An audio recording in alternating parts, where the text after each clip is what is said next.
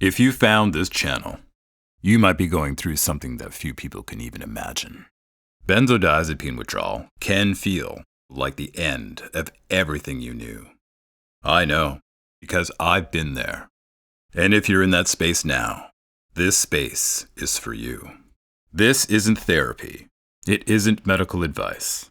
What I share here is lived experience, research, and the truth that most people, even doctors, don't talk about. When you feel like you're losing yourself, when the waves hit hardest, you need more than a textbook. You need a voice that understands. And that's what this channel is. A place to hold on and to remember that healing is happening, even if it feels impossible. Welcome to Through the Waves. Let's begin.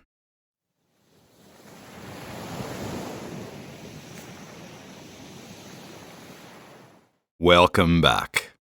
There is a moment in recovery from benzodiazepines that arrives quietly, not with fireworks, not with celebration, but with a strange, unmistakable softness.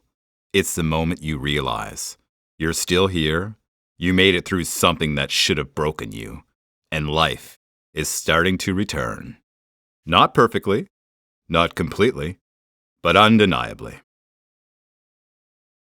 By now, the worst of the storm has passed.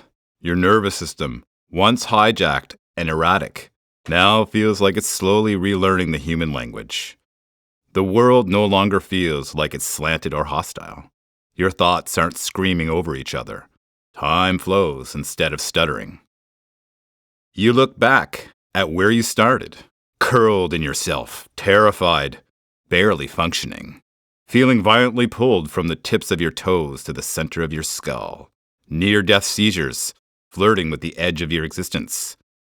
Depersonalization, so deep it felt like you were watching life through a plastic sheet. Faces distorted in ways you'll never forget. Those memories don't vanish, but they begin to contextualize themselves. They begin to lose the power to define you. Every person who's made it to this episode, or even to the idea of this episode, has survived something that rewired their understanding of reality. And yes, some people are still fighting. Some are still halfway underwater. Some may be experiencing waves that feel like they're stuck on repeat. This episode holds space for them too. Without ever focusing, without dramatizing, simply acknowledging them as part of this story, part of this community, part of this shared human experience of endurance. Recovery has a surreal phase where the world begins to come back online. You notice it in small ways. A moment where music feels beautiful again. A meal where you taste every flavor. A conversation where you're not dissociating. A day where you don't scan your body for symptoms. A night where your sleep doesn't feel like a battle. These aren't miracles, they're milestones, and they matter. You earned every one of them through raw survival. This is the phase when you realize that you can leave the house without rehearsing escape routes. You can sit in a room without feeling like the floor is tipping.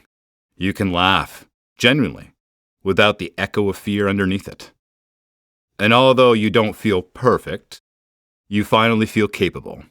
That's the difference. As life rebuilds itself, you begin to understand something profound. You didn't just return to being human. You learn what being human really means.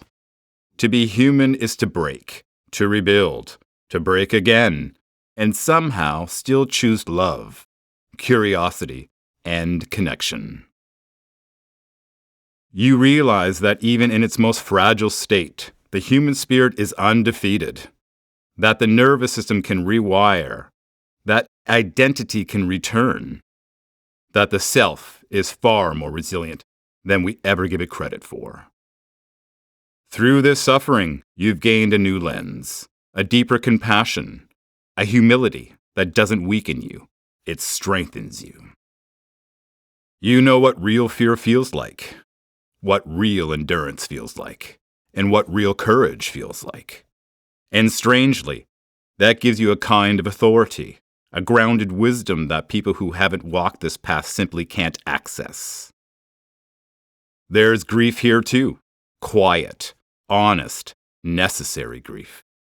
You've lost months, maybe years. You've lost versions of yourself. You lost certainty. You lost innocence. But there's the part that matters. You didn't lose everything. You rebuilt identity. You rebuilt presence. You rebuilt trust in your own biology. You rebuilt connection to life itself. Grief and gratitude coexist now. Two rivers that merge into the same ocean. You don't ignore what happened. You don't pretend it was destiny. You simply acknowledge it as part of your story, not the whole story. And that balance is freedom. This episode widens its lens now. You start reconnecting with the world not because you're pressured to, but because you're finally able to.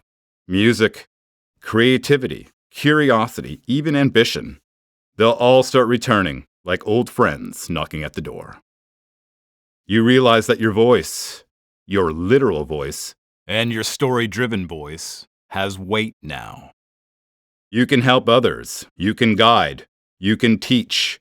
You can create community. You can offer a perspective that could save someone years of confusion and despair. This is where the seeds of Season 2 start to quietly form. The idea of transformation, purpose, advocacy, and shared humanity. Before we close this chapter, one last acknowledgement. Those still suffering, especially those in long-term protracted or unfinished recoveries, are not forgotten. They're not excluded from this ending. They're not left behind. This series exists because of them, because of the need for understanding, because their story deserves space. The message to them is simple, gentle, and honest.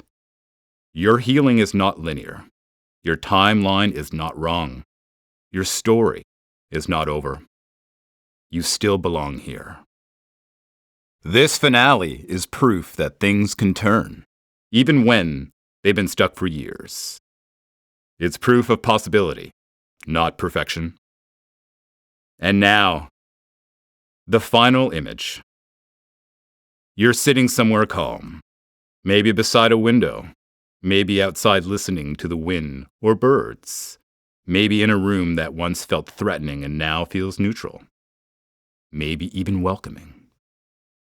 You breathe, no panic, no adrenaline, just breath. You reflect on everything you've survived, the seizures, the distortions, the ego death, the disintegration and reassembly of the self, the feeling of being violently pulled apart from within, the lost time, the lost identity. And for the first time, it doesn't feel like an open wound. It feels like a finished chapter, not forgotten, not erased, just complete. You made it home, not to who you were, but to who you became through the fire. This is the end of Season 1. Thank you for surviving with me.